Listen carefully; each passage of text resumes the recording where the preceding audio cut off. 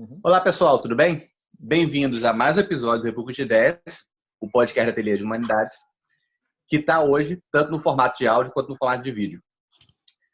Estamos aqui eu, André Manheri, livre pesquisador do Ateliê, vocês já devem me conhecer, e também Emanuel Rapizo. E aí, Emanuel, beleza? Tudo certo? Livre pesquisador do Ateliê, também pesquisador do IESP-UERJ, faz doutorado lá na Sociologia, e está falando do México, né? Exatamente, direto da É do cidade México? do México. Está no Colégio del México. Sim, Colégio de México em quarentena, algum lugar aqui não informado do México. Estamos juntos, longe, mas juntos separados, né? Todos em quarentena. E também o Marco, né? Marco Aurélio de Carvalho Silva. Olá, Marco, beleza? Tudo bem? Tranquilo. Tudo Professor do Ateliê, né? Também já gravou outros podcasts, já publica bastante no Fio do Tempo. E a gente vai fazer o que hoje? A gente vai, dentro desse contexto da crise, da pandemia de coronavírus, a gente se propõe nesse episódio a conversar sobre 3 textos, constitui um debate em torno deles.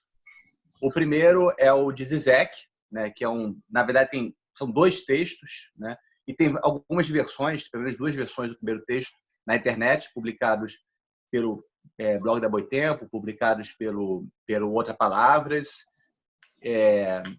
Também teve publicação de texto também em outros espaços em inglês. E a gente vai pegar então esse texto do Zizek e conversar sobre ele, porque ele que detonou um debate, né? Teve um texto anterior, que é do Giorgio Agamben, que a gente não vai entrar aqui no nosso episódio, também poderia ser considerado como fazendo parte desse debate. Depois de a gente conversar sobre o Zizek, a gente vai trazer uma conversa com o Byung-Chul Han, né, de um texto que ele coloca refletindo sobre a crise do coronavírus em contraponto ao Zizek. Aí o Marco vai falar bastante, né, Marco? Que é especialista em Byung-Chul Han. Ele é um dos poucos no Brasil que sabe falar o nome Byung-Chul Han. Eu aprendi com ele. Demorei uns meses para aprender. A gente levou um certo tempo para conseguir, pois é. Consegui decorar. Levou um certo tempo. E ele lê o Byung-Chul Han diretamente em coreano. Né? Exato. E em seguida a gente vai trabalhar um texto do Joanildo Buriti, que é professor da Universidade Federal de Pernambuco, que a gente está publicando hoje, nesse sábado, dia 27 ou 28 mesmo? 27. Eu sou 27 de março, no site, no Fios do Tempo, como parte do nosso debate sobre a crise do coronavírus, onde publicamos até agora vários textos. Olhem lá no nosso site, ateliêdehumanidades.com. Vamos começar então? Uhum. Passando a bola para o Emanuel, a palavra, para você começar a refletir um pouco sobre o Zizek, meio que pautar aí a discussão sobre o Zizek. Dentro desse contexto, assim, temos uma crise, uma pandemia de coronavírus, vão ter disputas em torno de uma interpretação sobre o que isso significa, né?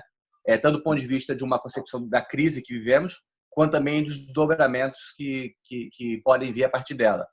Zizek, qual é a tese? Assim? O que ele está fazendo? Qual é a interpretação que ele faz da crise, Emanuel? Sim, então vamos pegar aqui o texto dele, que para quem não leu, enfim, não teve contato com o texto, o Outras Palavras é um texto que aparentemente não tem um título, ou o título foi colocado depois, porque no site do Outras Palavras, que me parece que é o que possui o texto na íntegra, colocou um título próprio, não um título dado pelo Zizek. Nesse site é incluído a chamada de que Zizek vê o poder subversivo do coronavírus. Então, a ideia é um pouco de que o coronavírus pode iniciar um processo revolucionário. E aí tem uma passagem que ficou bastante conhecida desse texto, que ele faz um paralelo entre o fim do comunismo soviético, muitas pessoas também já fizeram esse paralelo, de que, inclusive, aquele conjunto de twitters divulgados pelo Eduardo Bolsonaro, que ficou bastante famoso aqui no Brasil, que deu toda uma crise com a diplomacia chinesa aqui no país, no Brasil, também citava esse paralelismo, comentando que a catástrofe de Chernobyl é um dos elementos que, de alguma maneira, detonou o processo que levou ao fim do comunismo soviético, algo que já foi admitido pelo próprio Gorbachev, citado aqui pelo Zizek. Então, nesse caso, o coronavírus poderia ser a catástrofe que poderia iniciar um processo de reformulação do capitalismo e, na visão do Zizek, reinvenção do comunismo. E aí, no melhor estilo Zizek, ele usa uma metáfora muito, não, digamos, não comum dentro do campo acadêmico, que é usar o filme Kill Bill, que é um filme que ele usa sempre para quase todas as análises, mas que ele usa o filme do Kill Bill para criar essa imagem do momento atual, citando de que o coronavírus pode ser a técnica dos 5 pontos para explodir o coração, que é a técnica usada no filme Kill Bill para a destruição dos seus adversários. Então, essa técnica, a vantagem dela, fazendo um pouco de spoiler em relação ao texto, o que tem de diferente nessa técnica dos 5 pontos é porque a pessoa não morre de maneira imediata.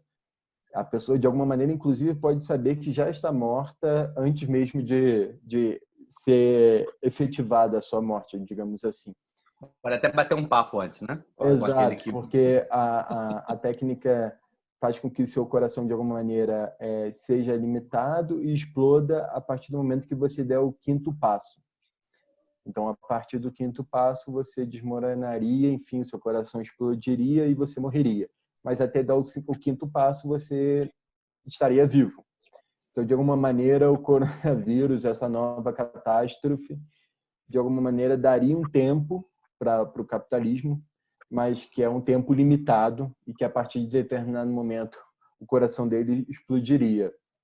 Então, ele vai começar um pouco, a partir dessa metáfora, pensar na catástrofe que estamos enfrentando nesse momento. Quer acrescentar alguma coisa, André? Por enquanto? Eu acho que para fazer a ponte com o Marco, né, Marco? A gente tem já aí o primeiro ponto, que é um confronto entre o que o Byung-Chul Han pensa sobre a China e o que o Zizek pensa sobre a China, né? Então, o debate primeiro, de forma curiosa, é o Zizek, comunista, dizendo que a China vai cair. E o Byung-Chul Han dizendo que não é bem o caso. Não é. Na verdade, ele começa a falar, ele, de certa forma, começa a enaltecer um pouco a Ásia no combate mais eficaz em relação ao coronavírus, né? E aí ele faz uma certa apologia, né, ao fato deles não serem centrados no individualismo acirrado da Europa, eles terem essa possibilidade de criar regras e as pessoas obedecem, coisa que na Europa é muito mais complicado, porque são mais questionadores e tal. E aí ele diz que uma das razões... Agora, o que chama atenção, assim, né, na verdade, que ele pontua, é que, na verdade, na China, eles estão usando mais do que fechar fronteiras, apesar de ser alguma coisa complicada, porque na primeira cidade lá onde surgiu o coronavírus, a China usou essa coisa de... ela fechou a cidade, né? Ela ficou realmente isolada.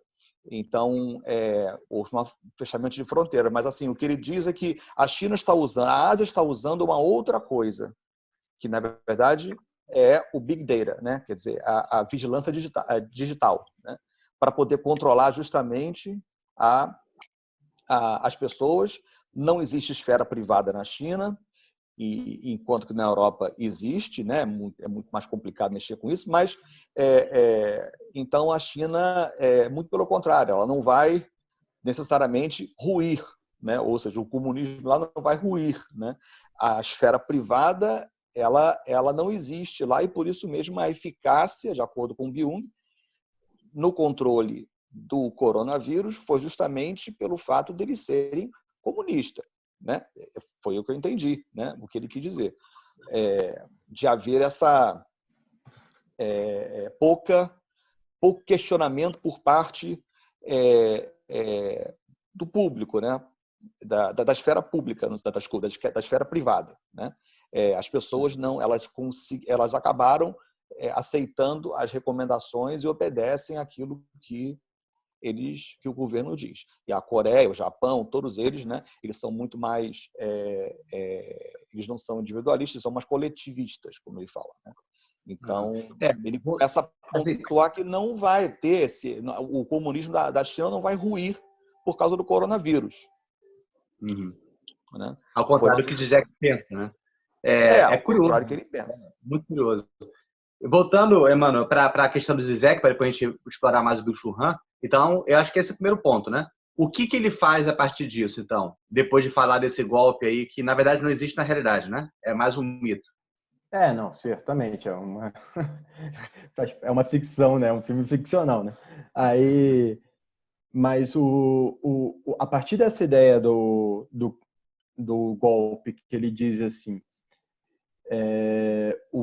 essa técnica dos 5 pontos para explodir o coração, que é o nome da técnica do filme Kill Bill, que seria encarnada atualmente pelo coronavírus, seria o ataque ao sistema capitalista internacional. Então, citando ele, um sinal de que não podemos seguir pelo mesmo caminho que viemos até agora, de que haveria necessariamente de ter uma mudança radical.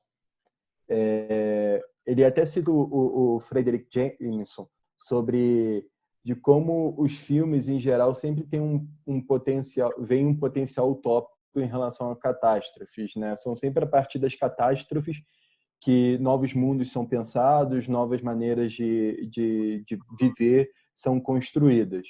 E, de alguma maneira, o Zizek parece acompanhar o Jameson nessa análise, dizendo que esse, infelizmente, tristemente, é um momento de refletir sobre a forma que vivemos, sobre a forma como a sociedade vive, de repensá-las e de alterá-las. E aí ele vai citando uma série de mudanças muito radicais na forma de pensar e de que, de alguma maneira, provariam essa tese da mudança radical a partir dessa catástrofe.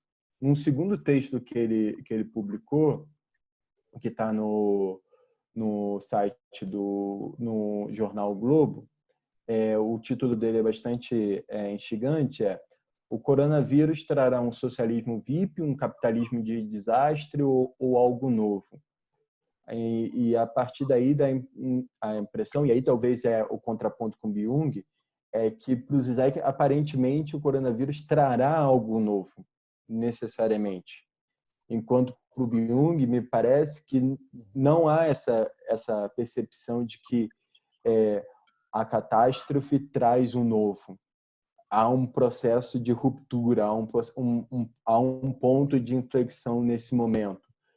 Talvez para o Byung há um processo de potencialização de processos anteriores, e aí ele vai falar dos processos ligados à construção do estado de exceção, que o Agamben cita bastante, que nesse momento talvez estivesse potencializado, mas são processos que são potencializados, não necessariamente são processos de ruptura, não necessariamente processos de ruptura, mas não são elementos que se rompem com o passado. E talvez para o Zizek, aparentemente, sim, a partir da leitura que eu tive desse texto. E aí, no segundo, ele vai comentar, por exemplo, que muitos leitores do seu primeiro texto o criticaram por utilizar o termo comunismo, como se ele estivesse retornando a conceitos ultrapassados e que não dão conta do nosso presente.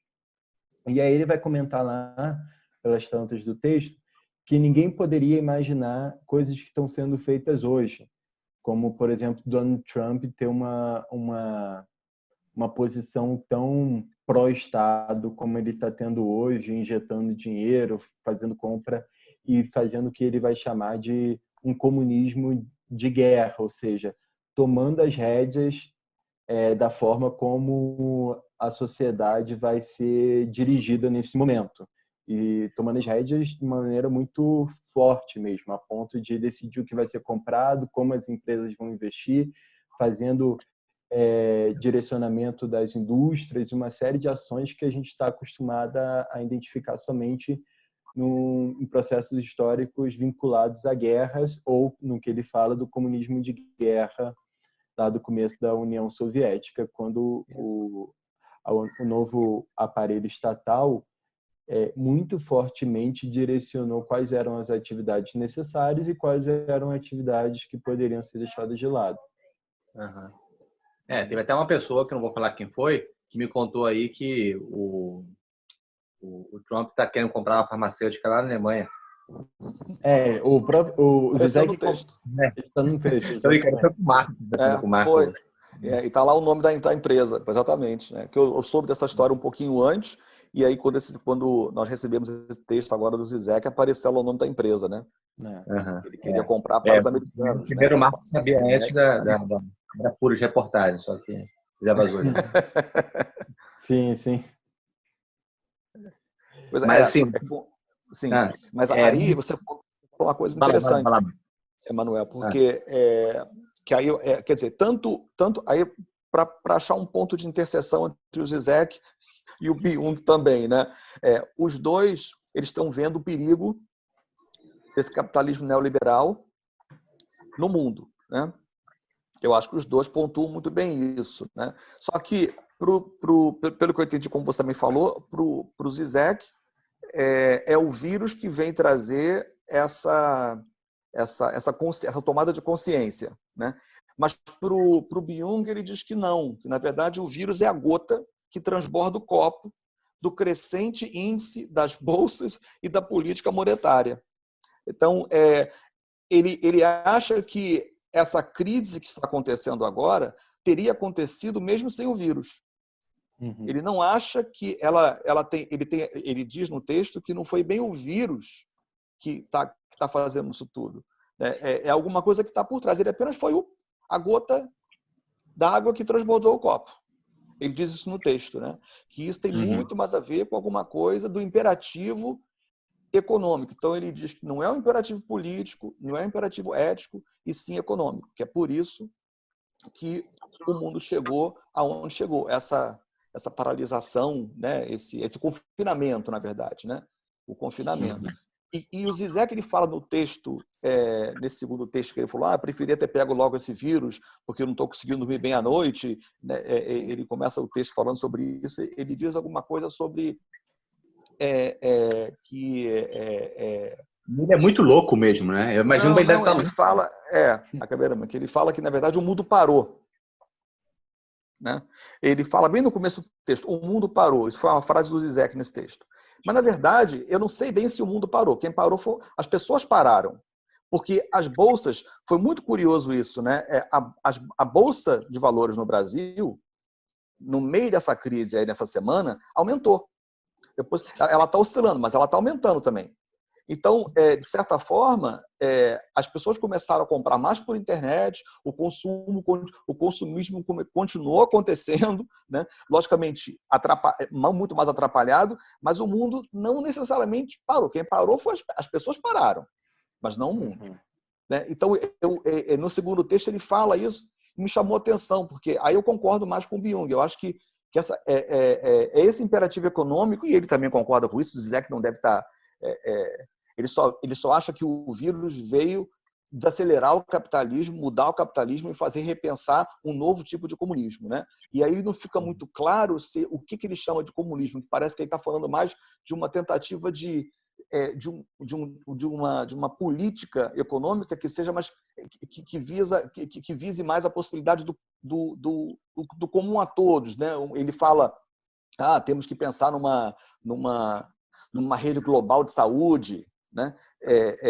Como se isso fosse possível. Temos que pensar uma maneira de poder todos nós termos as mesmas oportunidades, possibilidades, saúde, disso, daquilo e tal. Então, não sei o que ele chama de comunismo a partir desse repensar o comunismo na China. Também tão pouco, não ficou muito claro para mim. Né? Eu acho, é um texto que esse texto do Zizek me parece ser um texto que tem uma dificuldade de construção mesmo, né? Ele não é uma coisa que fica muito clara do que ele está querendo dizer sobre o que é comunismo. E o que é mais irônico ele não somente está criticando a China, né? Obviamente dizendo que ele é um sistema que está longe de ser o ideal dele, né? É curioso que na guerra cultural normalmente vai se dizer vai para Cuba, vai para a China, mas não é o caso do debate dele, do Zizek, né? Ele está criticando a China, dizendo que isso aqui vai ruir, né? E quando ele denomina o comunismo dele no último parágrafo, é uma denominação que ele fala que então o comunista não existe, ele cita o novo liberal, né? Oi? É o liberal diplomado, né? É o liberal. O comunista é o liberal diplomado. Então ele retoma uma concepção de comunismo que está longe de ser a ideia de coletivismo que está defendida, ou pelo menos está analisada lá no Byung-Chul Han, né? O comunismo seria um sistema, que não fica claro, obviamente, no texto, também é um artigo de jornal, né? Que seria basicamente aquele que poderia efetivar as liberdades que são prometidas pelo liberalismo, mas não realizáveis dentro do sistema capitalista, né? Então ele retoma, né, uma concepção de comunismo que está num jovem Marx, né, como sendo aquele que consegue levar o liberalismo a realizar seus próprios fins, digamos assim. Defende uma tensão ou uma contradição existente entre a concepção liberal de mundo e a promessa do livre desenvolvimento da individualidade, livre desenvolvimento da potencialidade das pessoas, com a existência de uma sociedade capitalista, né? Então, quando ele fala do comunismo como ideal, ele tem essa questão básica, assim, ele não está tirando a liberdade, não está defendendo o coletivismo, está defendendo como se fosse um liberalismo consequente, levar até as últimas consequências. E, em segundo lugar, né, mas aí quando ele vai falar, dar exemplos disso, ele parece estar falando mais de social-democracia, como se fosse, vamos criar um sistema global em que haja um acesso à saúde para todos, global, ou determinadas instituições que tenham uma capacidade de distribuição de recursos ou proteção ao trabalhador e à saúde globais. Então, o segundo aspecto que eu acho interessante é que quando a gente pensa os exemplos que ele dá do que seria esse surgimento de um potencial comunista a partir da existência desse vírus, não deixa de ser uma social-democracia global. Não vi outra coisa que não fosse isso. E qual o problema? Que eu acho que o Byung-Chul Han analisa bem, o João Neuza Buriti também analisa bem. Cadê os atores? Cadê a agência? É basicamente é curioso você pensar isso, mas ele não consegue pensar as mediações para que isso seja possível, né? Então, no debate dele também antes com Lacan e Mouffe, lá há alguns anos atrás, o Lacan e o Mouffe, eles, quando falam do Zizek, eles tiram onda com isso, né? É na espera de um Messias, na espera de alguém que venha transformar completamente o sistema. O Zizek volta e meia estava esperando o Cristo voltar, um Cristo, claro, um Cristo sem Deus para ele, né? Mas é o Cristo, ele traz a questão cristã no centro, né? Essa concepção messiânica, e ele descobriu que pode ser um vírus. Sim. Isso é claro. Eu acho que um ponto que está subsumido aí dentro do debate que você trouxe sobre a agência, a questão da agência para o Zizek, é que alguns textos, me parece, o Byung e o do Zizek também, estão por trás, como as coisas mudam. Acho que isso que é um pouco o debate. Um dos debates, na verdade. Um debate que não está exposto claramente nesses textos, mas é um debate que me parece de fundo nos textos, de como as coisas mudam. E aí me parece que, para um Zizek, nessa visão aí que você acabou de colocar sobre essa espera do Messias e do vírus como esse potencial Messias que faz com que uma nova era seja implementada, uma nova era se inicie, que o novo não consiga mais sobreviver, consiga sobreviver no máximo até o seu quinto passo, depois disso seu coração exploda. Enquanto que para o Byung, me parece que não tem essa expectativa desse elemento que faz com que a mudança seja necessária. Então, o Byung, não sei necessariamente se ele acredita que há algum elemento capaz de fazer gerar esse ponto de inflexão, ou se é não necessariamente esse vírus atual, essa catástrofe humanitária atual, é aquela que será capaz de fazer o ponto de inflexão. Não sei se foi claro, porque eu não sei se para o Byung não há nada que possa gerar um ponto de inflexão, ou esse especificamente, empiricamente, esta catástrofe atual não é capaz de gerar a inflexão.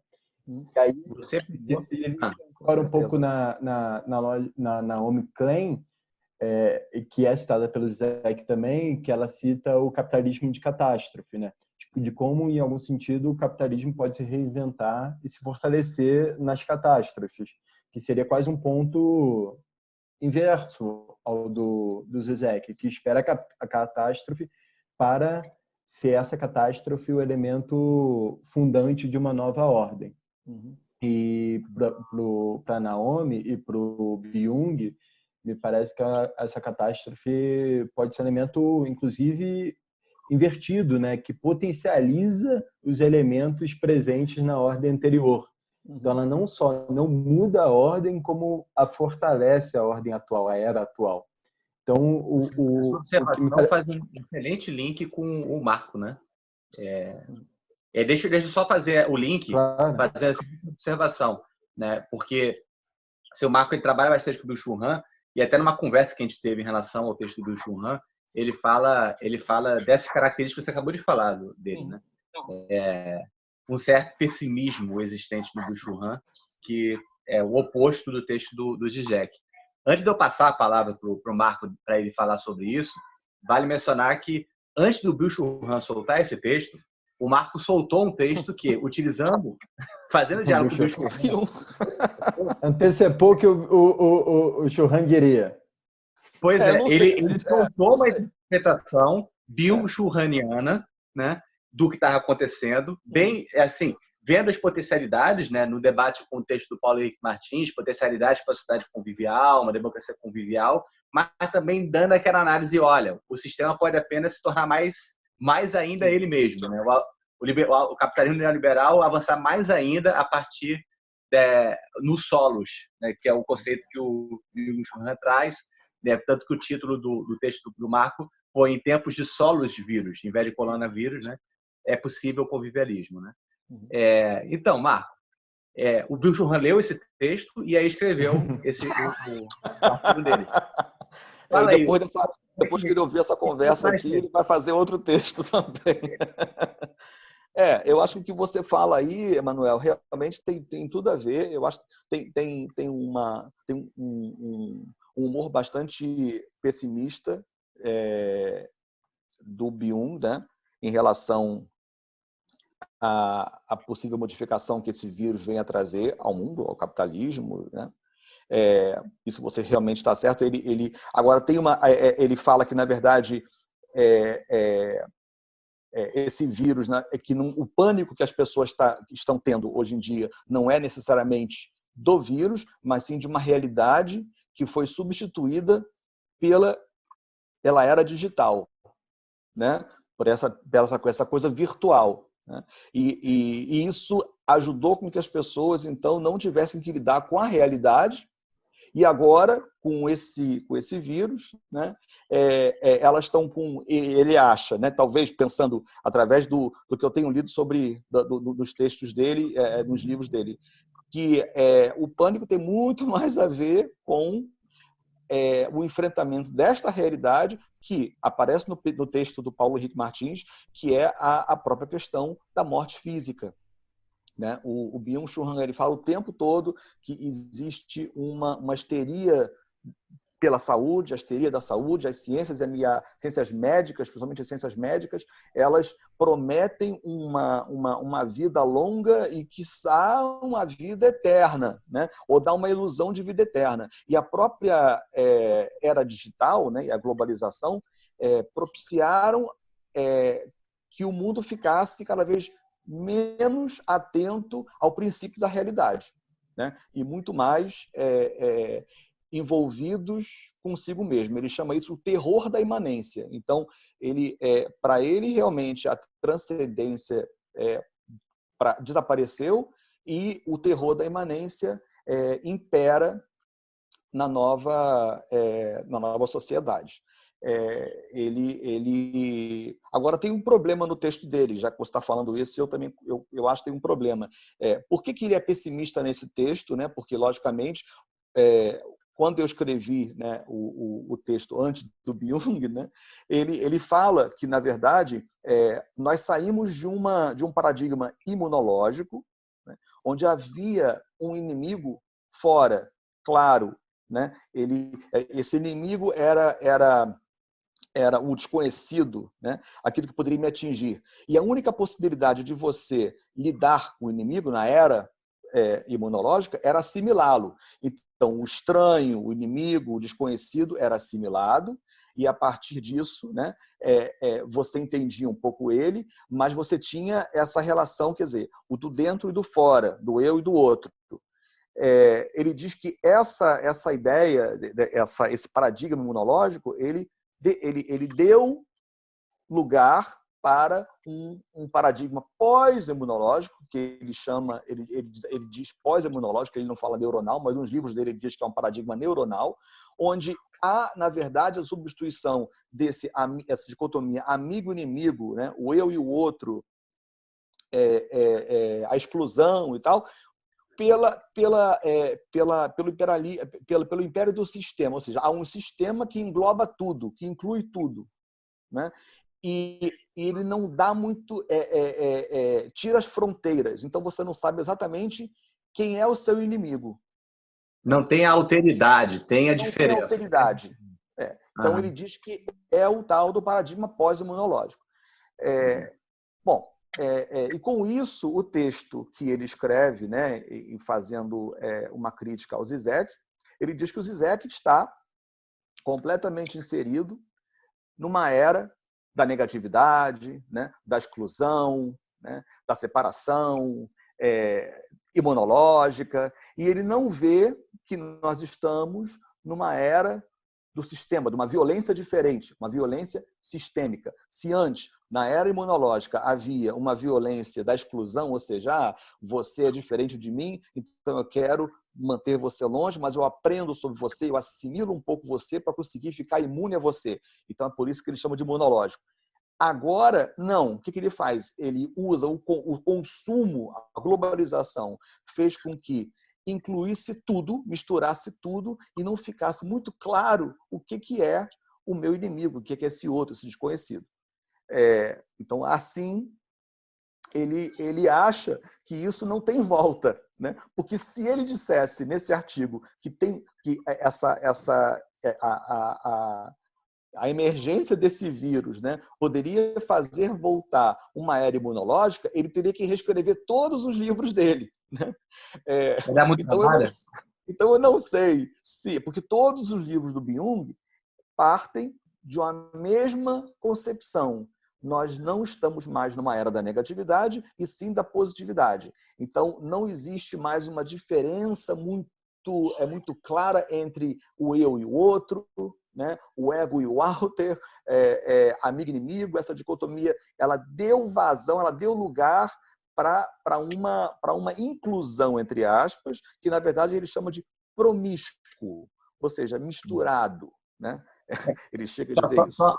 Só observação, essa questão também é uma coisa que gera uma convergência com o Zizek. Porque assim, o Zizek, ele também é um autor que, ao longo dos últimos anos, ele enfatiza muito uma crítica ao que ele chama de uma permissividade do neoliberalismo. Né? Como se fosse possível uma sociedade que tudo fosse possível, tudo fosse permitido e tudo mais.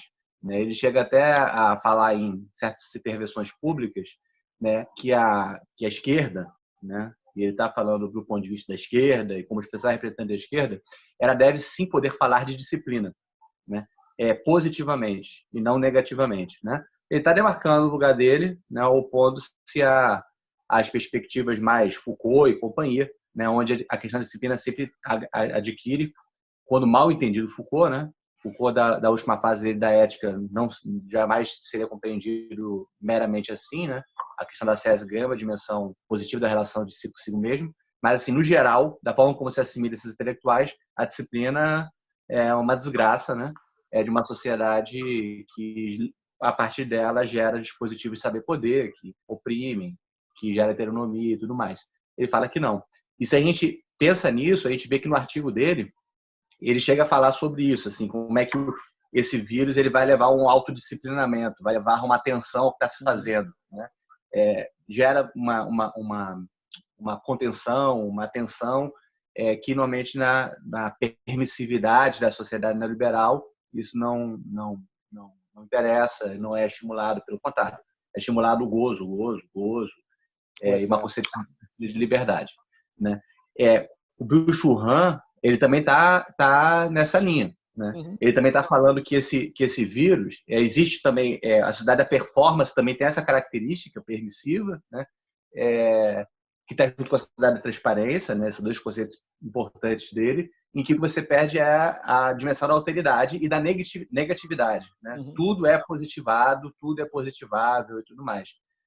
E isso leva, Marco, a questão do paradigma imunológico, que já fala, o que o vírus faz? Gera um pânico porque é uma reação imunitária social e global, né? Então, ele está vendo ali que o vírus ele traz essa reação imunitária. Mas, de fato, no argumento dele, ele não vê o retorno do paradigma imunológico, né? Não, porque se ele visse, ele teria que reescrever os livros dele. Muito também. Porque ele não... por isso que ele tem esse tom, realmente, esse teor muito mais pessimista, né? Ele chega a dizer que o vírus nos isola e individualiza ainda mais, ele não gera sentimento coletivo forte, né? Então, ele não vê uma saída, ele acha que o vírus não fará uma revolução. Né? E não deve ser assim, tão pouco, para ele, né? Deveria, o humano deveria fazer essa revolução, né? Ele termina o texto dele assim, né? Então, deixa eu só então pegar esse gancho e passar para Manuel para um ponto. Manuel, tá aí? Tá, né? Tô te ouvindo. Uma coisa que me veio, assim, se a gente for fazer o contraste de Zizek com Jung, digamos que o Zizek o vírus aparece como detonador numa transformação sistêmica, quase messiânico, né? Sim. E o Jung, o vírus aparece como um inimigo imunológico. Também, o Zizek também está falando sobre o vírus, ao mesmo tempo digital e físico e tudo mais e tal. Então, ele desencadeia uma reação imunológica. Só que essa reação imunológica que o Jung está falando é uma reação em que ele vai analisar contrastando o Oriente, basicamente a China, né? E não só a China, também os países asiáticos, né? Em que ele traz uma cultura autoritária com o Ocidente, basicamente a Europa. Então, ele tá pensando as diferenças culturais e esse contraste entre como que a gente está lidando, se a gente for considerar brasileiros e americanos como parte desse Ocidente, né? Como é que a gente está lidando com isso e como é que os chineses e os colocar tudo no mesmo balaio para facilitar, os asiáticos estão lidando.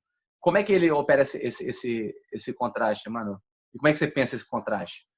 Mas você está falando exatamente do Byung ou entre os dois, né? Entre os dois, também o Byung explora mais essa diferença, né? Entre asiáticos e a Europa. Né? Ele fala várias vezes, a Europa tá mal, né? A Europa... tá perdida. Ele fala várias vezes. A Europa tá mal. O texto... eu vou vou iniciar o comentário puxando o texto do Joanildo Buriti, que é pesquisador da Fundação Joaquim Nabuco, além de ser professor também da pós-graduação em Sociologia e Ciência Política lá da UFPE, da Federal de Pernambuco, que vai ser um texto que você comentou, né, que vai ser publicado hoje no Ateliê de Humanidades. E ele separa bem o texto do Byung em algumas partes, uma que a mim deu a sensação também que é quase um texto que dá a impressão que tem partes muito soltas entre si, né? Uma primeira parte que faz essa ode à forma dos países asiáticos responderem ao coronavírus, a forma como eles criaram suas soluções, e uma segunda parte que é especificamente uma resposta ao Zizek. E eu acho que tem um ponto do texto do Joanildo que é interessante. Vou começar invertendo um pouco em relação ao que você tinha comentado para poder chegar no ponto. A parte mais interessante que eu acho que a parte final, na verdade, não necessariamente é mais interessante, do texto do Anildo, é que ele coloca esse ponto que a gente já discutiu. No final tem uma frase do Joanildo que ele fala: o capitalismo não desaparecerá por catástrofe, como o Byung havia colocado no seu texto, como aparentemente o Zizek aponta, de que a catástrofe como esse elemento impulsionador, esse Fiat Lux que pode levar, ou o golpe do Kill Bill que pode levar ao capitalismo desaparecer. Até porque, como o Joanildo coloca, o vírus não é um ator histórico. E aí, nesse sentido, o Byung coloca isso também, e talvez de forma até mais clara, ao dizer que não é o coronavírus que vai fazer a mudança, mas são as pessoas com essa capacidade racional que o fará. Mas no começo do seu texto, o Byung ele vai apontando vários elementos sobre uma capacidade dos atores estatais dos países asiáticos controlarem de alguma maneira melhor a situação. Então, eles conseguem ativar mais as redes de saúde, conseguem fazer com que as pessoas respondam à demanda por prevenção e por quarentena e por se resguardar dentro das suas casas. Enfim, vai colocando uma série de vantagens, vantagem não seria o termo, mas uma série de ações que foram mais corretas em relação dos países asiáticos comparado com os países ocidentais de maneira bem genérica, englobando toda a Europa e Ásia. Porém, refletindo um pouco, isso às vezes me soa como a proposta do Zizek, porque o Zizek, nos seus textos, faz um comentário em relação ao Donald Trump, quando ele diz em relação à compra dos medicamentos, ou então de como os países... Ele dá um exemplo de como o Trump poderia utilizar o seu poder soberano do Estado para impedir que uma empresa capitalista produza ou venda os produtos de uma maneira por preços exorbitantes ou segure a oferta para manipular o mercado, de como o Trump poderia, de alguma maneira, romper com essa tentativa capitalista de segurar as rédeas do processo. Então, em algum sentido, me parece que o texto do Zizek, quando ele fala do comunismo de guerra, em algum sentido, faz referência ao que o Byung elogia nos países asiáticos, de que é essa capacidade dos atores estatais controlarem melhor a situação. E aí o Joanildo coloca, me parece claro, que há um debate que é de fundo de por que esses países asiáticos tiveram uma melhor resposta ao vírus, enfim, à catástrofe. Uma primeira resposta seria partindo de uma mentalidade, de uma resposta cultural que viria a partir da mentalidade autoritária confusionista espraiada entre esses países asiáticos, uma preponderância do respeito à autoridade sem questionamento, e de que aí haveria diferença clara entre uma Europa que não aceita muito bem o soberano estatal e o seu poder, em relação a um grupo asiático que aceita muito bem ou aceita de maneira mais tranquila o poder soberano. Então, aí haveria uma primeira diferença. E pode soar que no texto do Byung ele está defendendo essa visão, né, de que um certo confusionismo, digamos assim, facilitaria a ação estatal. Mas parece que ele defende isso até o último parágrafo, né? Ele dá uma virada no parágrafo. Exatamente, essa impressão que dá, que ele está indo numa toada e no último momento ele fala, não, o último capítulo, o último parágrafo não parece não coaduna com o que ele estava comentando em todo o capítulo.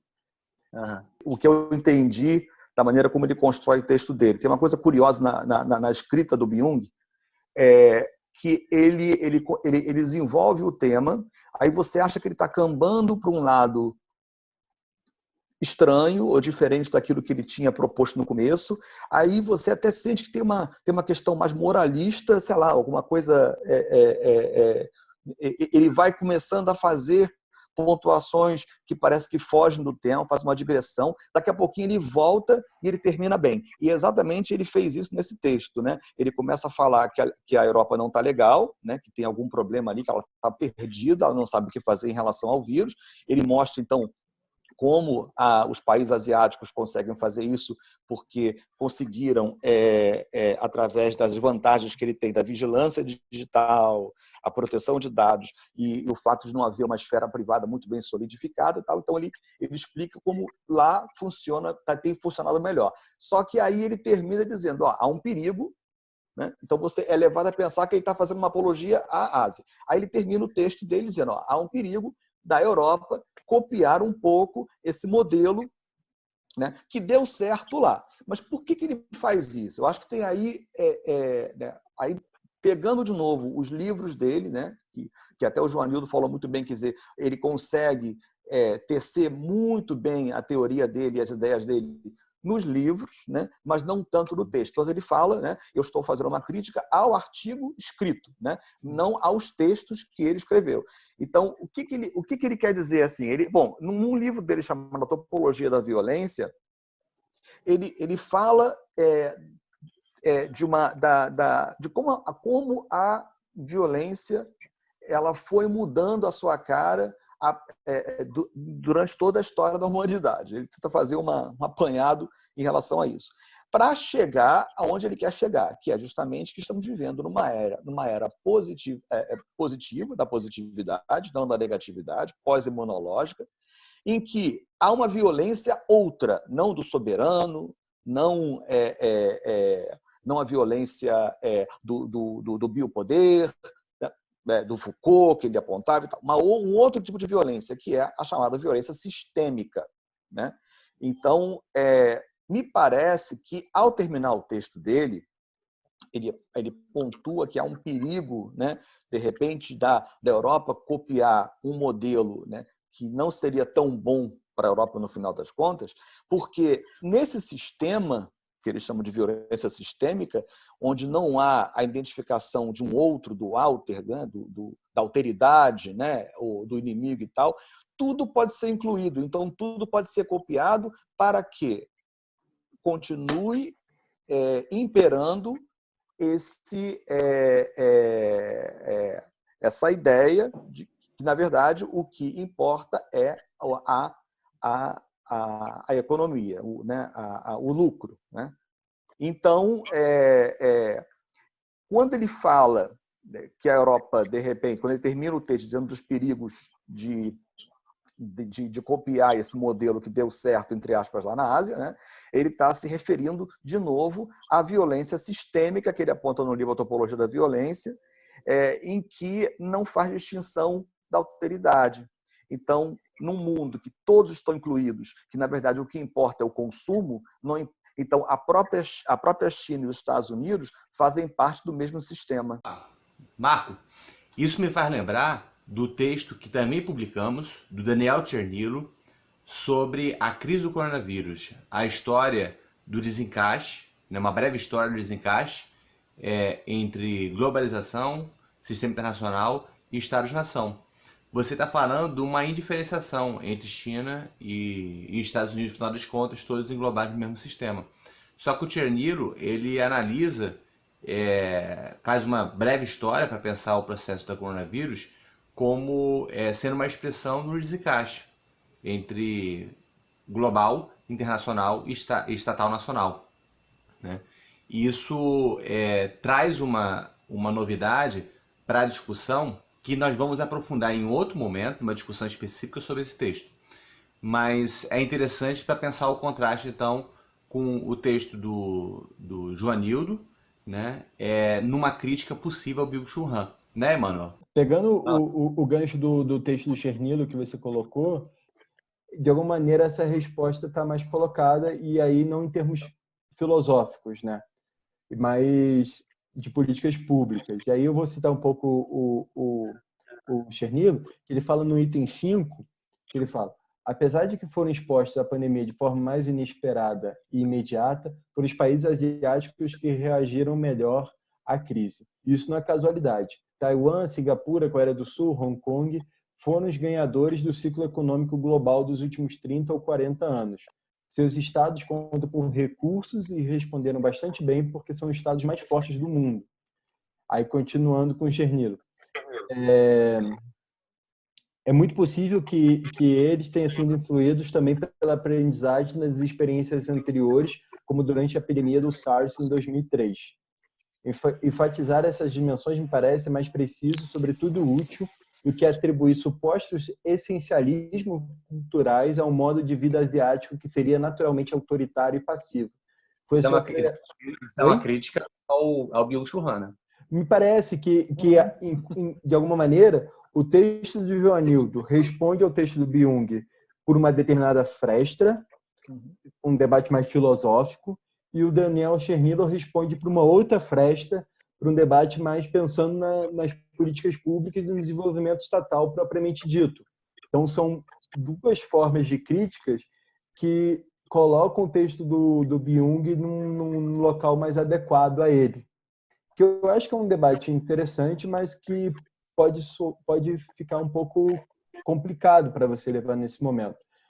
E aí, só para terminar o argumento do Chernilo, ele fala: enfatizar essas dimensões é mais preciso e útil do que atribuir aos supostos essencialismos culturais de modo de vida asiático.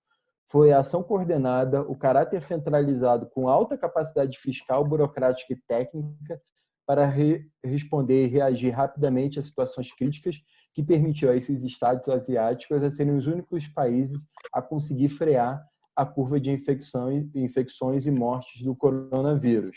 Então, me parece que, pessoalmente, para mim, a resposta do Chernilo é a que melhor responde a essa pergunta, porque os países asiáticos responderam de forma mais adequada à solução. Que ele faz uma ode, né, a essa nova globalização, que não vai ser um jogo de soma zero entre o globalismo e o nacionalismo, né? Que nesse sentido a visão dele vai ser que é necessário, crucial, revalorizar as instituições internacionais, com organismos fortes, com capacidade de ação. Então ele vai pensar essa nova globalização como um forte internacionalismo, né, digamos assim, né, um concerto, e não simplesmente uma globalização como um jogo de soma zero em relação ao nacionalismo. E aí a gente pode voltar agora para o debate mais filosófico que o Joanildo está trazendo quando compara com Byung. Você trazer o Chernilo foi bastante relevante por causa do seguinte: eu acho que nesse caso, tanto o Chernilo quanto o Joanildo, né, eles estão fazendo o contraponto, criticando o Byung-Chul Han e o Zizek no seguinte aspecto: os dois são democratas, incondicionalmente, né? Então, o Joanildo, quando ele está criticando o Byung-Chul Han, ele está dizendo: este cara, quando ele está trazendo o exemplo chinês, ele parece sinalizar que esse sistema chinês é um caminho viável ou melhor que o Ocidente, né? E o Joanildo, ao falar isso, ele até leu o Byung-Chul Han sem considerar tanto a finalização que o Byung-Chul Han faz, quando ele fala: olha, o risco é a Europa seguir a China e o que temos que fazer é trazer a razão. O Byung-Chul Han termina como um iluminista, né? Mas todo o texto encaminha para dizer: o melhor o sistema chinês é melhor do que o sistema, a mentalidade autoritária asiática é melhor do que o sistema ocidental. O Joanildo, não por acaso, ele escreve o artigo dele, é só olhar lá no site, sobre reconstrução democrática, né? Ele está dizendo: sim, é necessário retornar à soberania. Sim, existe uma tendência diante da crise, e não é só dentro da crise, mas do período anterior disso, tanto no sistema internacional quanto no Brasil, de um estado de exceção, de um regime de exceção, que o Agamben mostra muito bem. Só que você não vai resolver o problema acentuando a vigilância, o controle e uma concepção autoritária de regime como o chinês. Porque nós, aí ele fala, nós que temos valores baseados na liberdade, na igualdade, na solidariedade, ou seja, ele está falando do ponto de vista dos valores ocidentais. Não aceitamos esse tipo de coisa, né? Então, o Bill-Chul Han está errado nisso, né? O Tiernilo, ele também está lidando com o problema, né? Eu acho que é o problema da soberania, né? O Tiernilo, ele também aborda a questão do problema, que nem o Joanildo Buriti. O Buriti, ele fala tem que retomar a soberania popular, tem que retomar o Estado como articulador importante da soberania, num regime que tem direitos, que tem uma democracia pujante, né? E tem que sair da via do estado de exceção. O que o Tiernilo colabora nesse negócio? É porque ele vai dizer, ele vai meio que diagnosticar por que esse regime de soberania não funciona, né? Que é o desencaixe entre internacional, nacional e global. Então, o Tiernilo, ele traz a concepção mais da dinâmica internacional, como que a crise do Estado-nação se explica também pelo problema do desencaixe no processo de globalização e internacionalização, né? E não por acaso, a resposta que o Tiernilo faz, que também é democrata, é de apontar para as instituições internacionais, apontar para o sistema ONU, para o funcionamento do direito internacional, apontar para o cosmopolitismo, né? Então, digamos que o Joanildo ele retoma a questão pela via de uma nação democrata fortalecida, né? E o Tiernilo ele vai pelo cosmopolitismo crítico, né? Ou seja, é necessário acentuar o cosmopolitismo, construir uma outra globalização, mas que passa também pelo regime de soberania do Estado-nação, né?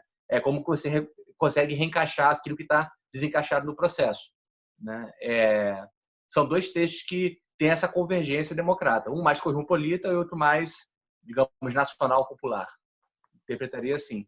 Já o Bill-Chul Han é aquela coisa meio estranha, que às vezes parece que está entre o fatalismo e o elogio na mentalidade autoritária asiática, e o Zizek ele até aponta para o internacionalismo, mas é a partir da visão dele comunismo, né?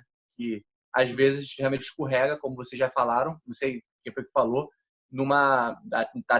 foi você, mano, sobre a questão, às vezes está mais parecido com um elogio à China, ao sistema, a um coletivismo e tudo mais. Isso me remeteu a um texto que, aí eu vou trazer uma autora que não estava aí no debate, mas que me remete... Mais um que está no debate. Que me remete bastante ao debate, porque eu acho que tem dois debates de fundos aí. Um desse sobre questões sobre individualismo versus um certo coletivismo, percepções sobre como o modelo de sociedade de indivíduo asiático é diferente de um ocidental ou não, e que efeitos isso tem, que me parece que é um pouco o debate que Byung propriamente traz de forma polêmica, e que o Joanildo responde, me parece muito bem.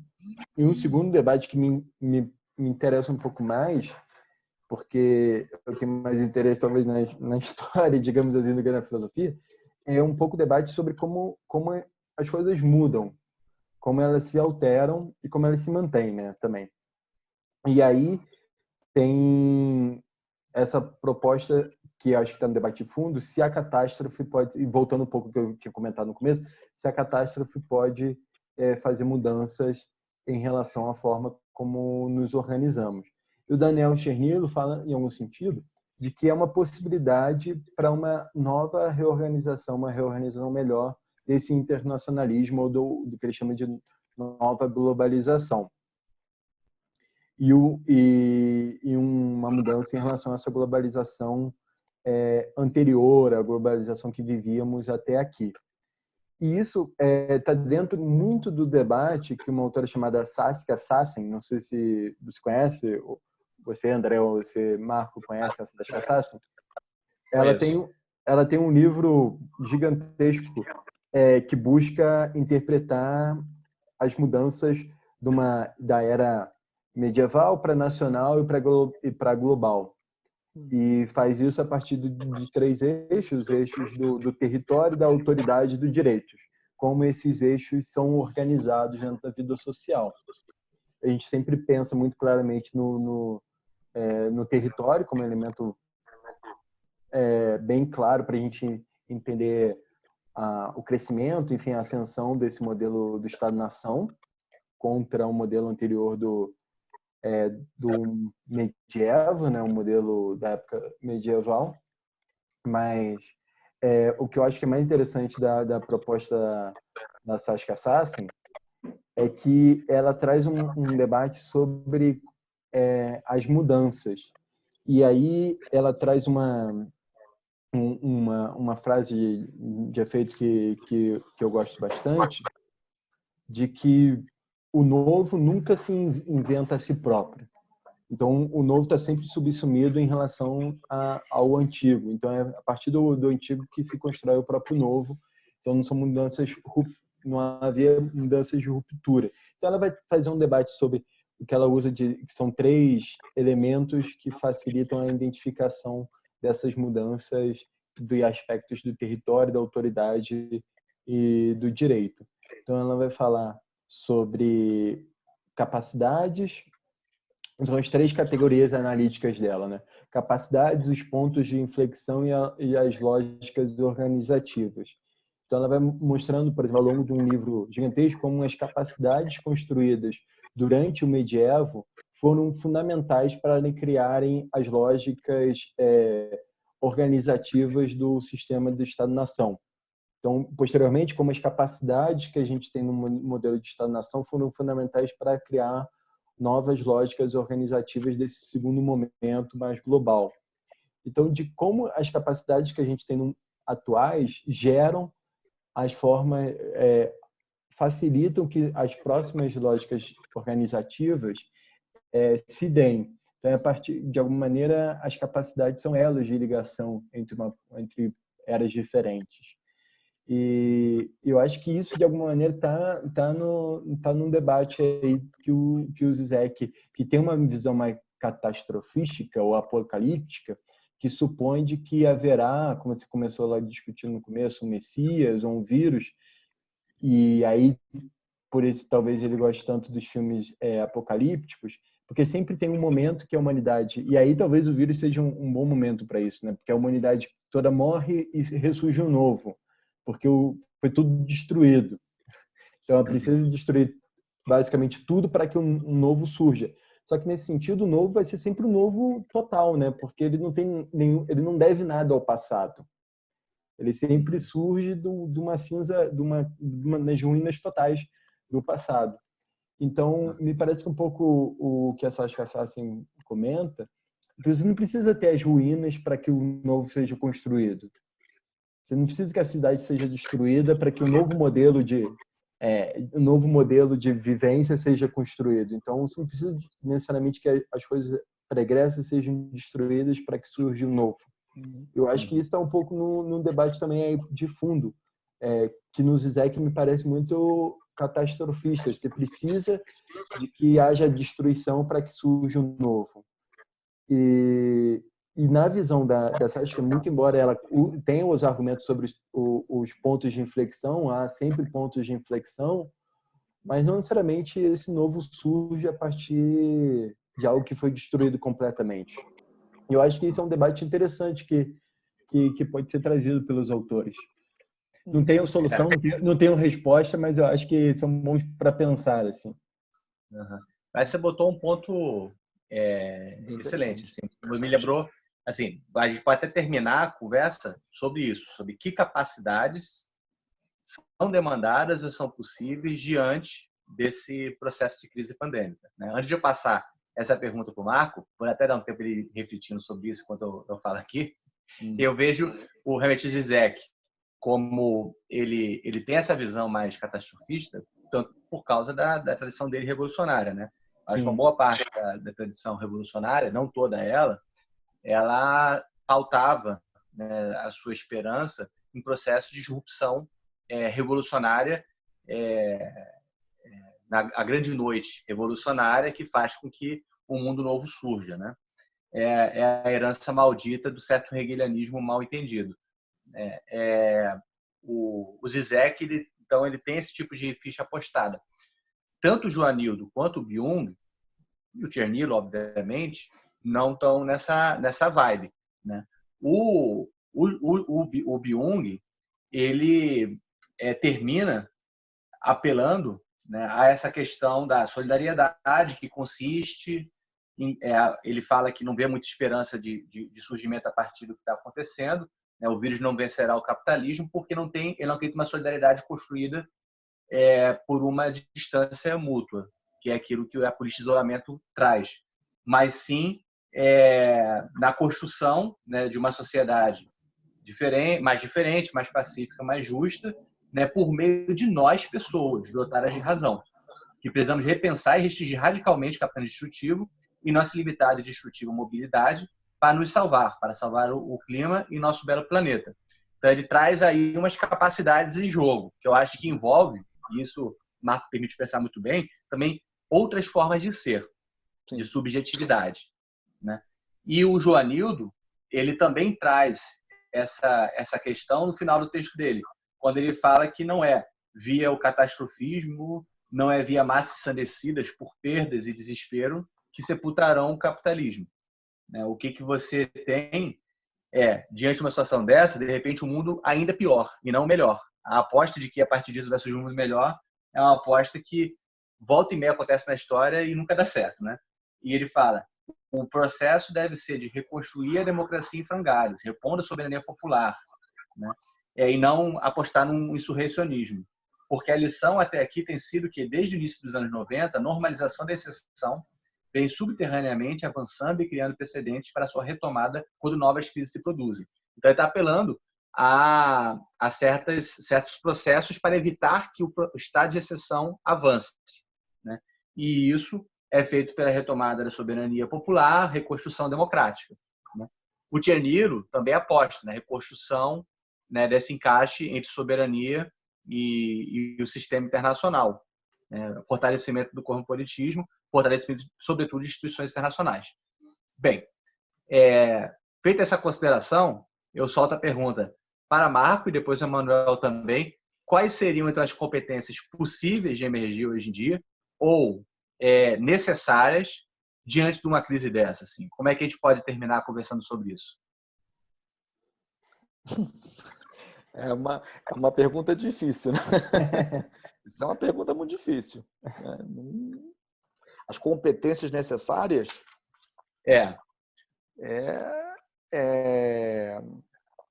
Bom, de uma maneira jocosa, muita calma nessa hora, né? A gente teria que trazer esse jargão popular, muita calma nessa hora. Eu achei bem interessante a colocação que o Emanuel fez dessa pensadora, né?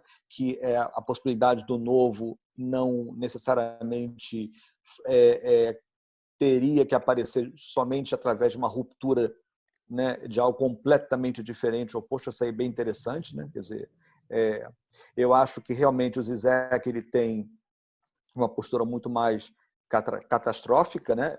E o Byung um pouco fatalista, né? Até porque senão ele não vai abrir mão da ideia de que a sociedade virou muito mais positivada, né? Então ele vai bater nessa tecla, nessa questão da violência sistêmica.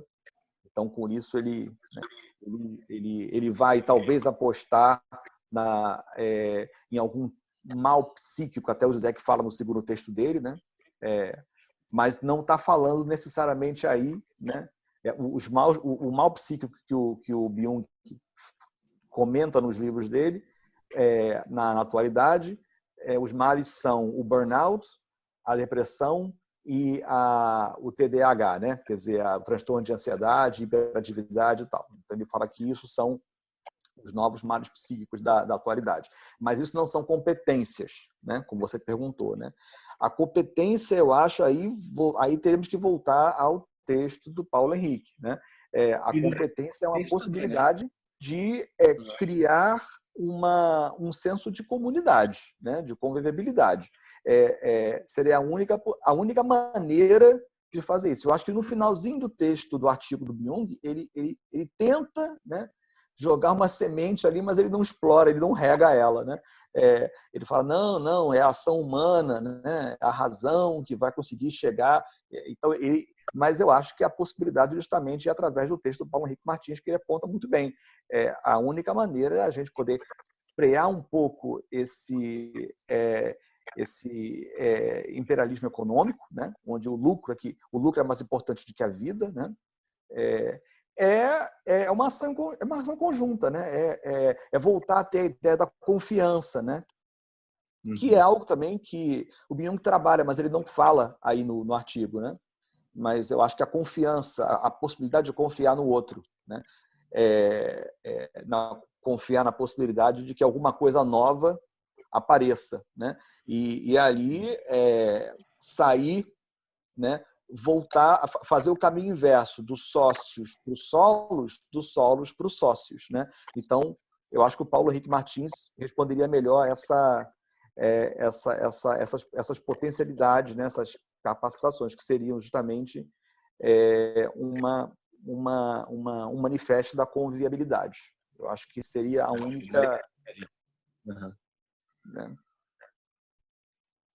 É o que me vem na cabeça nesse momento. Falando também do papel até da psicanálise nisso, né? No final do seu texto, sobre... Sim, a psicanálise tem... Assim, a psicanálise, ela precisa realmente...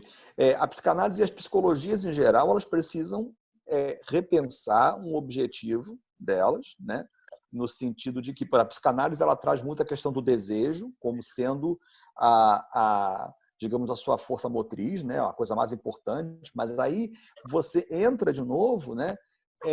Isso acaba ficando um acerramento muito mais em cima da questão da individualidade, não da coletividade, ou de uma coletividade não igual à asiática, mas uma coletividade da conviviabilidade, né? E ali, no final do texto, né, eu puxo um pouquinho aí elogia, eu pego um pouco carona no Marcel Gaucher, né, que a psicanálise deveria repensar, né, o seu objetivo e fazer com que as pessoas, quer dizer, primeiramente, retornar o conceito de pessoa, ou seja, que você tem uma representação, né, uma representatividade na sociedade, e o seu objetivo seria justamente de ser si mesmo, mas em conjunto, né? Ou seja, em que o conjunto não vá necessariamente destruir a possibilidade da sua singularidade. Ou seja, é possível haver uma singularidade dentro do coletivo, dentro do conjunto, né? Isso é um trabalho difícil, né? Mas seria a única solução, né? Para começar a criar algum mecanismo, né? Psíquico e não psíquico, também vamos chamar assim, né? Para dar vazão à convivibilidade, né? Seria uma competência a ser trabalhada realmente, né? E não deixar mais acirrada a ideia de que o meu desejo nada tem a ver com o outro, né? Logicamente, né? Até mesmo na tese lacaniana, sim, o desejo, né, vem de fora, não vem de dentro. Mas o que parece é o que geralmente se pensa, e a maneira até como a psicanálise está sendo conduzida muitas vezes, é que esse desejo independe do outro. Não pode. Tem que se voltar a ter essa concepção de que o desejo ele vem da relação com o outro. Não existe um desejo independente do outro. Né? Porque senão isso não seria próprio. O Lacan estaria quicando no túmulo, né? Se ele escutasse isso. Mas, infelizmente, hoje em dia, né, as pessoas elas deturparam um pouco essa ideia do desejo. Ela ficou muito mais individualista mesmo, né? E não é. Em Lacan, o desejo só é possível na relação com o outro. Então, o Wilson conta muito bem, né, o enfraquecimento das cidades ocidentais por causa desse individualismo. Exatamente. Eu acho então, as competências realmente seriam tentar fazer esse ser si mesmo no coletivo é uma maneira, é um caminho, né? Para corroborando aí o que o Paulo Henrique Martins disse no texto dele, né? A importância desse manifesto da convivialidade. A gente ainda vai tratar desse manifesto em outros momentos. E, Mano, já deu tempo de você pensar bastante sobre a resposta, né? Eu acho que eu vou numa linha bem diferente. Não sei, de resposta não é resposta, mas de reflexão aqui, tentando levar essa reflexão para quem vai nos ouvir. Quem aguentar tudo esse já não sei quanto tempo já tem, né? Tem 3 horas de audição aí. É uma ópera. Aí eu vou tentar articular, acho que algo que eu fiquei muito pensando quando estou lendo esse debate dos textos que a gente discutiu aqui, em relação a esse momento histórico que a gente está vivendo. E aí eu vou pegar um ponto. Ele vai falar que tem uma crise que o coronavírus demonstra, enfim, apresenta a todos nós, que é o desencaixe entre 3 dimensões. Aí ele vai falar que uma é a economia genuinamente global e com uma capacidade quase irresistível de mobilizar recursos. A gente tem uma economia global incessante, que não para, que consegue mover recursos rapidamente. Instituições internacionais que são capazes, são altamente competentes, mas que têm uma capacidade de ação autônoma muito pequena.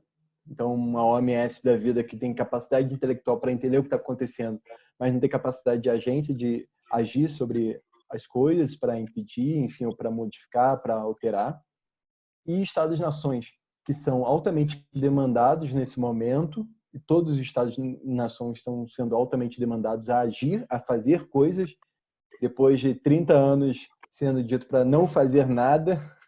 A gente chega no momento e a crise, e aí o discurso muda, quase vira o oposto, né? Os Estados precisam agir rapidamente, sendo que nos últimos 30, 40 anos, eles foram desmantelados fiscalmente em sua capacidade de agência. Então, depois de décadas de diminuição da sua capacidade de agência ou fraturação da sua capacidade de agência, especialmente em termos fiscais, hoje eles são demandados. Então, diante dessa confluência de 3 fatores, uma economia global, instituições internacionais sem capacidade de agência, estados nacionais demandados, mas com capacidade baixa também de agência, o que a gente pode encontrar? E a solução do Chernilo no final é de uma nova globalização que coloque esse internacionalismo em novos termos que não necessariamente esses anteriores. E aí eu volto um pouco para Saskia Sassen, que ela tem uma pergunta que eu acho que é a pergunta que perpassa todo o livro dela, que é um livro que se chama Território, Autoridade e Direitos, do medieval ao global. E aí ela vai colocar a pergunta no seguinte termo, aqui citando ela entre aspas.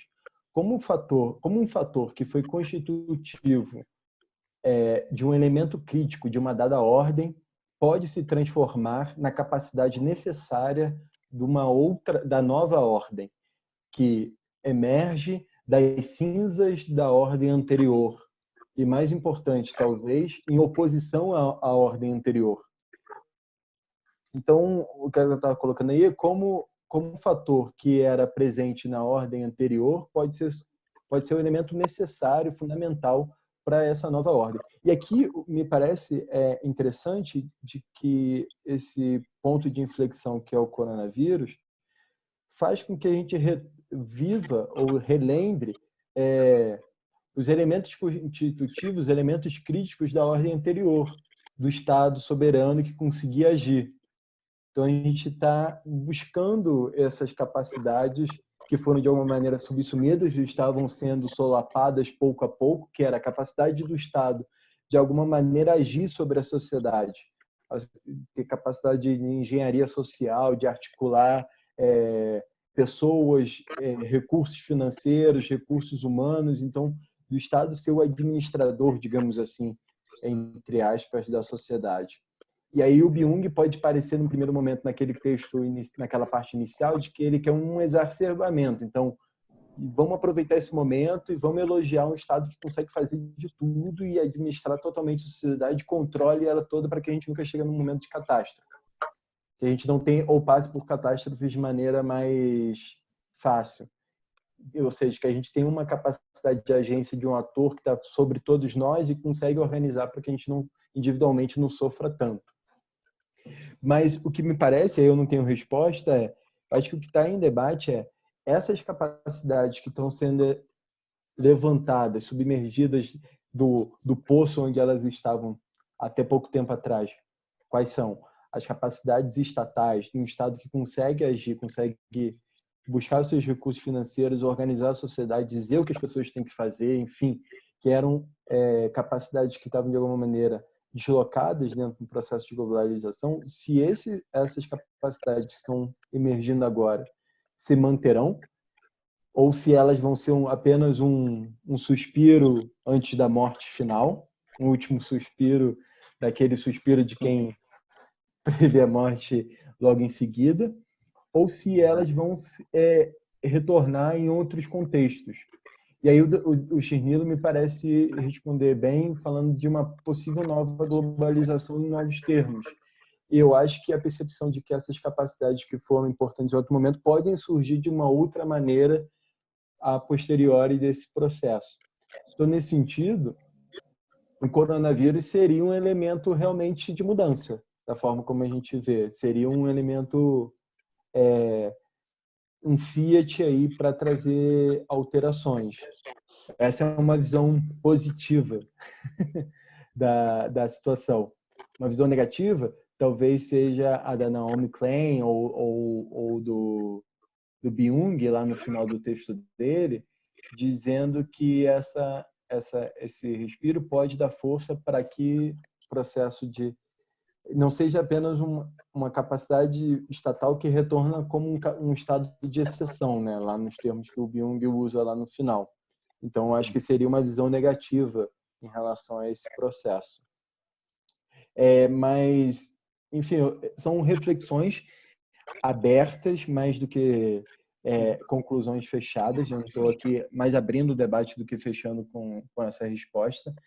Mas eu acho que eu gostaria de terminar com um trecho que eu gosto muito e que me fez muito refletir em relação a essas mudanças, que é um poema que sempre me volta do Luís de Camões, que o nome do título, na verdade, não tem título, então eles dão o título como a primeira estrofe do poema. O poema diz assim: muda-se os tempos, mudam-se as vontades, muda-se o ser, muda-se a confiança.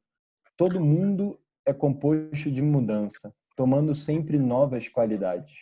Continuamente vemos novidades, diferente em tudo da esperança. Do mal ficam as mágoas na lembrança, e do bem, se algum houve, as saudades. O tempo cobre o chão de verde manto, que já foi coberto de neve fria, e em mim converte em choro o doce canto.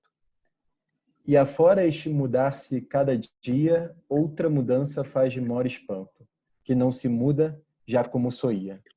Então, terminei com esse poema, que eu acho que é uma ode à mudança. Eu acho que a gente está num processo de mudança, então eu acho que vão ser muitas reflexões ainda sobre esses tempos. Pô, maravilha. Terminou tão bem que não tenho nada mais a falar do que agradecer. Não tá mais nada. Essa poesia também vai estar no ponto de leitura do Ateliê de Humanidades, tá? Show. E agradeço a vocês dois. Acho que foi um debate bastante rico. Ninguém pode falar que não teve tempo de assistir, porque tá todo mundo com muito tempo hoje em dia. Né? Tô brincando, Até a gente, para poder estar falando aqui tantas horas assim, porque dá muito tempo. Ninguém mais pode chegar para assim, pô, não dê assistir não, porque não tenho tempo. Não dá mais. Agora, desculpa, tem que ser outra. É que não tenho atenção ou concentração. Exato. Dá para perceber a pluralidade do negócio. É bom que a gente começou pensando em discutir 3 textos, começaram a surgir vários outros, né? Daniel Thierry, Paulo Henrique Martins, mencionei a Agamben, você mencionou também Hassen. Então, é isso aí. É sinal de pluralidade, sinal da riqueza do debate. E a gente vai ter oportunidade de os outros podcasts e vídeos, aprofundar também nesses textos, né? Fazer específico sobre alguns deles e continuar o debate. O importante aqui é que a gente conseguiu juntar dois fios que normalmente não se conectam: a reflexão psicológica e psicanalítica, com uma largueza de reflexão via o Marco, e a reflexão sociológica de política pública, que também é da onde é que fala o Emanuel, com também largueza de posição. E eu fiquei aqui mais como mediador mesmo, fazendo papo rolar. Pessoal, agradeço. Abração. Emanuel, quer se despedir? Marco? É isso, já falamos demais. Um abraço. Bom, é isso aí. Vamos esperar para ver as cenas dos próximos capítulos do coronavírus, da novela Coronavírus. Né? Se o mundo acabar, que termine poeticamente. Exatamente. Não vai acabar, não. Não vai acabar, não. Em pé. Um abraço.